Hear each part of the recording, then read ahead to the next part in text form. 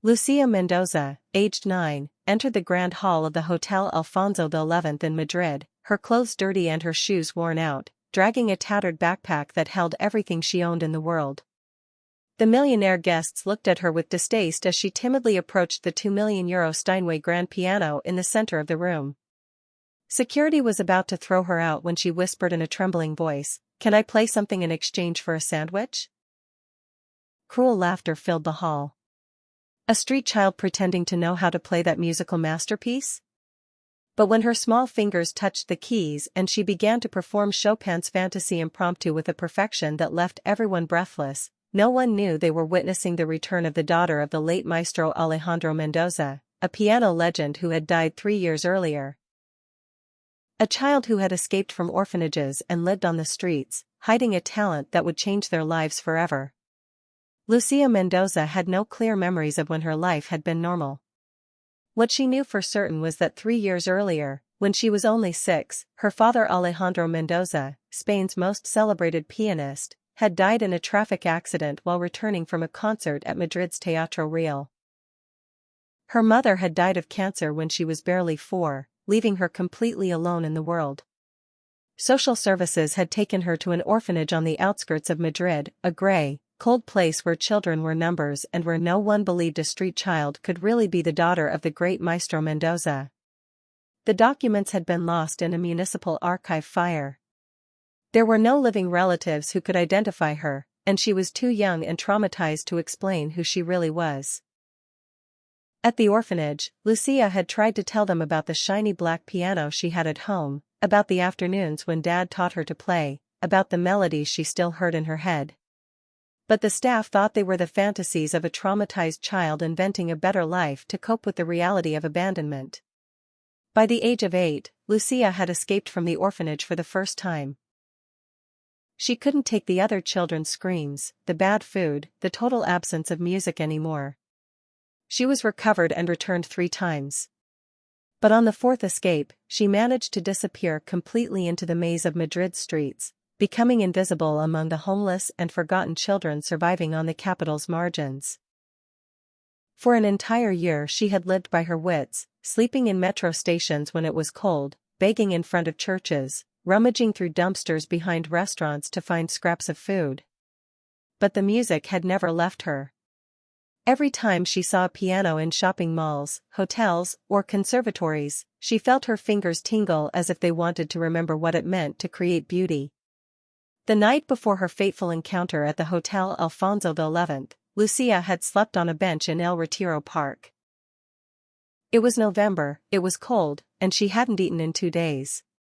She had heard about the charity gala being held at the hotel, an event to raise funds for underprivileged children. The irony wasn't lost on her. She was exactly the type of child they were raising money for, but no one would recognize her. She had approached the hotel with the sole hope of asking for a bit of food. But when she entered the main hall and saw the magnificent piano at the center of the room, something inside her awoke. It was identical to the one her father played during rehearsals at home. The same Steinway and Sons model she had touched thousands of times as a little girl. The guests all wore tuxedos and evening gowns, jewels sparkling under crystal chandeliers, sophisticated conversations in different languages.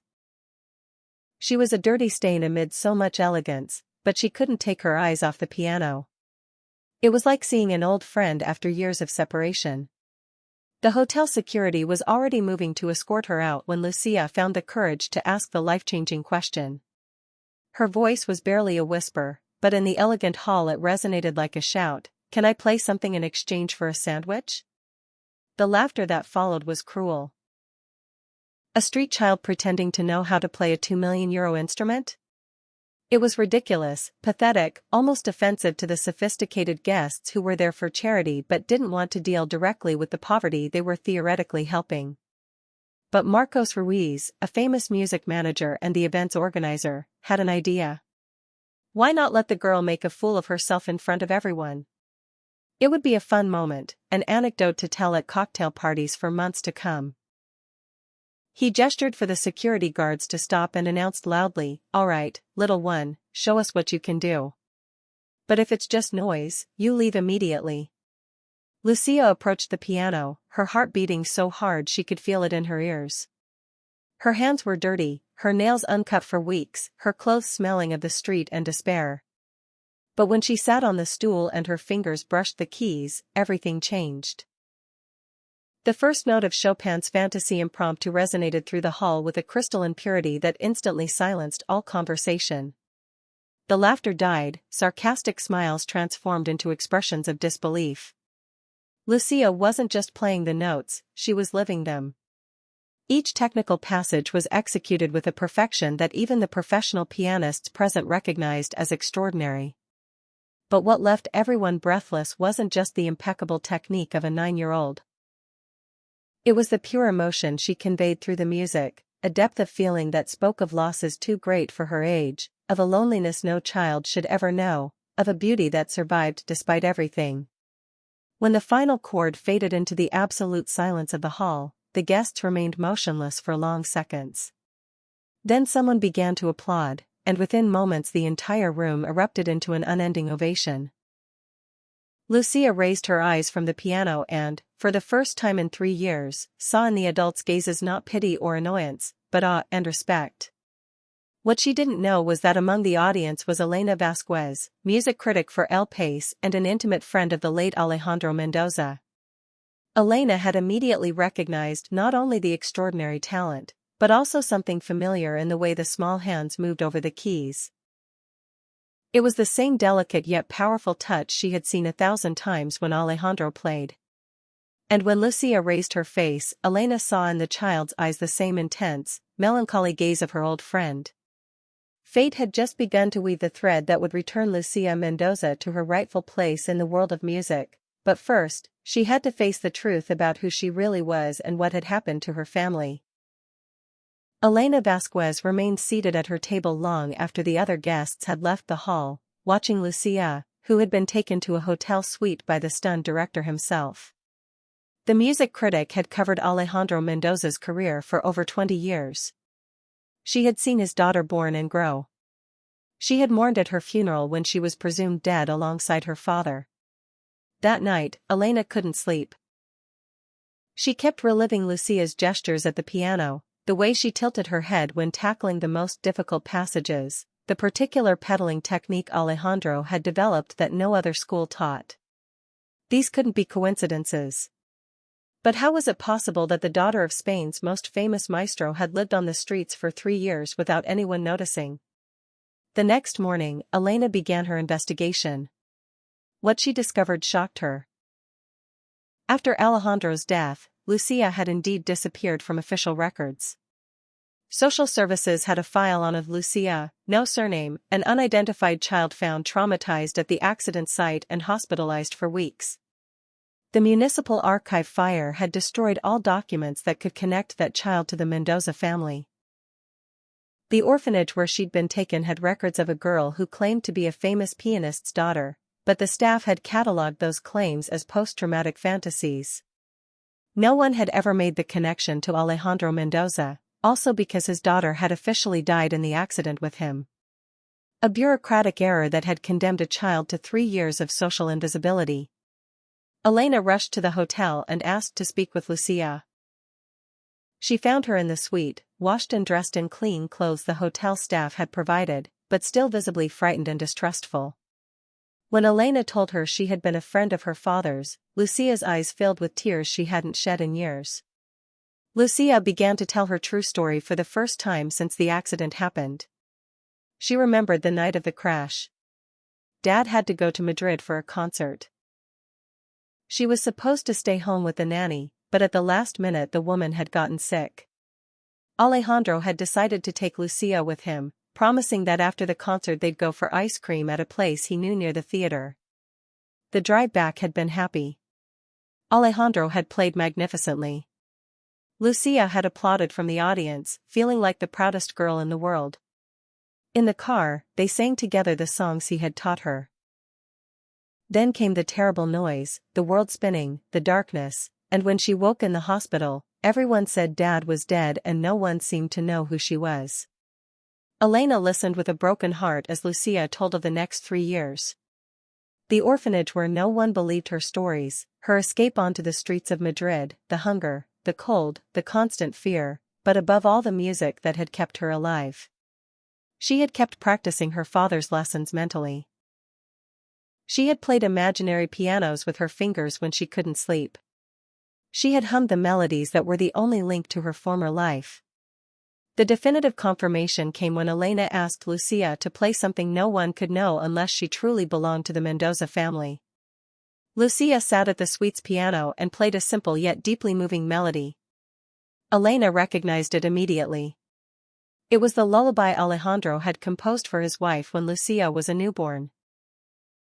A piece never published, never performed in public, that existed only in private recordings Elena had heard at the maestro's house years before. There was no longer any doubt. Lucia Mendoza, daughter of the piano legend, was alive. Are you enjoying this story? Leave a like and subscribe to the channel. Now let's continue with the video. But now Elena faced an even more complex issue. How to reintegrate a traumatized, street-raised child into the sophisticated world of classical music, and how to manage the media impact of a discovery that would shock the entire international music scene. The first step was to contact the lawyer who had handled Alejandro's estate. Officially, all the maestro's assets had been placed in a trust fund awaiting possible heirs. The family villa had been sealed. Alejandro's famous piano had been moved to storage. His scores and private recordings had been preserved in a bank. If Lucia were legally recognized as his daughter, she would inherit everything, a fortune estimated at over 20 million euros, plus an invaluable artistic legacy. But legal recognition required time, documents, DNA proof. And meanwhile, Lucia needed stability, medical care, psychological support, and, above all, to return to the music that had been her salvation.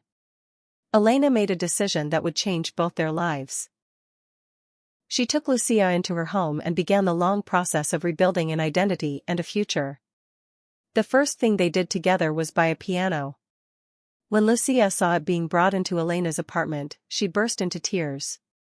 They weren't tears of sadness, but of pure joy. For the first time in 3 years, she had an instrument entirely her own again, a way to give voice to the feelings she had kept locked up for too long. That night, Lucia played for hours, her hands regaining agility and confidence with each piece. Elena listened from the kitchen, knowing she was witnessing something miraculous, not just the return of an extraordinary talent, but the rebirth of a child who had found her way back home. The news that Lucia Mendoza was alive exploded in the international media. Elena managed the revelation carefully. First the DNA tests confirming her identity, then a press conference that rocked the classical music world. Discovering that the great Alejandro's daughter had inherited his extraordinary talent was like finding a lost treasure. Offers poured in immediately, prestigious conservatories, record labels, promoters willing to pay astronomical sums. But Elena was determined to protect Lucia from the commercial frenzy. The girl needed time to recover emotionally and socially, with huge educational gaps and the need to learn to trust adults again. The chosen teacher was Dmitry Volkov, a legendary Russian professor. When he heard a recording of Lucia, he immediately changed his mind about rejecting her as a student. Their first meeting was emotional. After hearing the child play, he told her that in 60 years he had never heard such pure talent, but it would require enormous work to rebuild her technique. The family villa was reopened. Lucia entered after 3 years with a mix of joy and pain. Everything had remained the same, but now it was the home where she could dream again. Her first public concert after 6 months was an intimate recital that included pieces by her father and a lullaby dedicated to her lost parents. The performance was a triumph, transforming her from a frightened child into a young artist capable of honoring her father's memory. 2 years after her rediscovery, Lucia had to balance worldwide fame with the need to develop her own artistic identity. She began composing personal melodies that blended the classical elegance inherited from her father with modern influences drawn from her street experiences. The turning point came with a charity concert for Madrid's street children. Lucia interrupted the performance to tell her story with surprising maturity, speaking of fear and hunger, but also of how music had saved her. The concert raised over €2 million to build 3 shelters. Lucia then decided to meet the children from the orphanage she had escaped. She organized a concert for them, brought musical instruments, and, above all, offered her testimony of hope. With the raised funds, she financed more precise family search programs and arts courses, transforming the place of her suffering into opportunities for others. By age 14, Lucia had become a symbol of resilience and a voice for the forgotten. She had developed her own unique style while keeping her father's legacy alive. Her first major composition was Calles de Memoria, Streets of Memory, a suite that musically recounted her journey from loss to rebirth, premiered at Madrid's Teatro Real. Her most ambitious project was the Alejandro Mendoza School, a conservatory for children from difficult situations. Lucia personally held auditions in orphanages and shelters, looking for that emotional spark she recognized in herself. After 2 years, the school's youth orchestra won national competitions, but the real success was measured in changed lives. On her 18th birthday, Lucia celebrated with a concert where all her students played together. She thanked Elena, Dimitri, and her kids, but she dedicated the most important moment to her father's memory, saying that every note played was a way to keep him alive and thank him for the gift that had saved her. 10 years after that night at the Hotel Alfonso XI, Lucia Mendoza was 25 and recognized as one of the most influential musicians of her generation. But her impact went far beyond piano technique or critically acclaimed compositions. She had proven that art could be a force for social change, that talent could be born anywhere, and that compassion was as important as competition. The Alejandro Mendoza School had become an international model. Delegations from around the world came to study its teaching method, which combined artistic excellence with social inclusion. Many of her first students were now professional musicians. Some had created their own schools following her example. Others worked as music therapists or specialized educators. Elena, now 60, continued to be Lucia's manager and maternal figure, but in an increasingly advisory rather than protective role. Lucia had learned to navigate the complex world of professional music on her own, always holding on to the values that had guided her since childhood. Dimitri, now 80, had retired from active teaching but remained Lucia's most trusted artistic advisor. Lucia's most ambitious project to celebrate the 10th anniversary of her rebirth was a worldwide concert streamed live, where hundreds of her former students played simultaneously from 50 different cities. It was a tribute to music as a universal language, but also a demonstration of how an idea born from desperation could grow to touch lives across the globe. During the concert, Lucia told her story once more, but now with the perspective of maturity. She spoke of how pain could turn into compassion, how loss could teach the value of what you have, how music could be not just entertainment, but medicine for the soul. Her voice was firm, sure. That of a woman who had transformed personal tragedy into a universal mission. But the most moving moment was when she opened the piano that had belonged to her father, now kept in her private studio. She played the lullaby Alejandro had composed for his wife, the same one that had convinced Elena of her true identity years before. But this time it wasn't a melancholic memory. It was a celebration of love that continues beyond death, of music that connects generations, of talent passed on not just through genes, but through values. At the concert's end, Lucia announced her most ambitious project yet, an international foundation to create music schools for underprivileged children worldwide. The goal was ambitious but clear: to ensure no musically talented child would ever be lost or forgotten, regardless of origin or circumstance. The closing ceremony was held symbolically at the Hotel Alfonso XI in Madrid, in the very hall where it had all begun. The Steinway was still there, polished like a mirror, and Lucia sat on the same stool where she had sat as a hungry, desperate child. But this time she didn't play Chopin. She played an original composition she had written especially for the occasion, titled El Niño que Sueña, The Child Who Dreams. It was a piece that spoke of hope, of infinite possibilities, of how every ending can be a new beginning. The melody was simple enough for even a beginner to play, but deep enough to move the most experienced musicians. As the final notes resonated in the elegant hall, Lucia thought of the 9-year-old girl who had walked in there 10 years before. That girl had asked for a sandwich in exchange for music. Now the woman she had become offered music in exchange for a better world, where every child could discover and cultivate their own talents. Lucia Mendoza's story had become legend, the lost child who had found herself through music and now helped others do the same.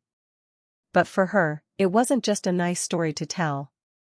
It was living proof that no matter how dark a situation may seem, there is always a note of hope waiting to be played. And every time a child learned their first scale, every time a young person discovered they could create beauty with their own hands, every time music ignited a spark in a lost soul, Lucia knew her father was smiling. Because music never dies, it transforms, grows, and continues living in the heart of anyone who has the courage to share it. The piano fell silent, but the melody continued. It was the sound of the future being born from the past, the promise that every forgotten child could still become the symphony the world was waiting to hear. Like if you believe every child deserves a chance to shine. Comment on which moment impacted you most in this story. Share to inspire those who have never stopped dreaming despite hardships. Subscribe for more stories of hidden talents and second chances. Sometimes the most precious diamonds are found in the most unthinkable places. Sometimes just the right note is enough to change a life forever. And sometimes music is the only language that can heal a broken heart, because every child who dreams is a symphony waiting to be written.